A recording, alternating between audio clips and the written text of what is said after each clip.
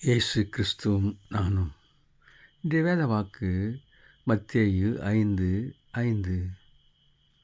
சாந்த குணமுள்ளவர்கள் பாக்கியவான்கள், அவர்கள் பூமியை சுதந்திரித்துக் கொள்வார்கள்.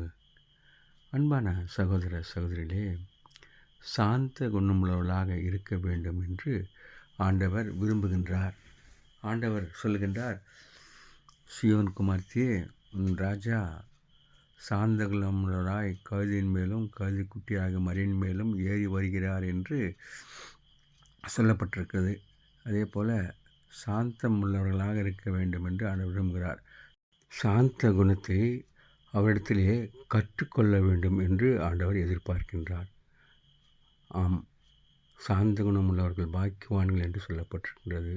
நாம் அமைதியிலும் அமெரிக்கையுமாக இருக்க கிருபை செய்வாராக. Have a blessed day. God bless you.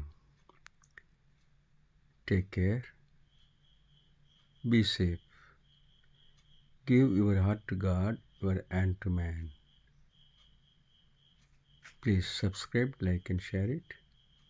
Thanks for watching.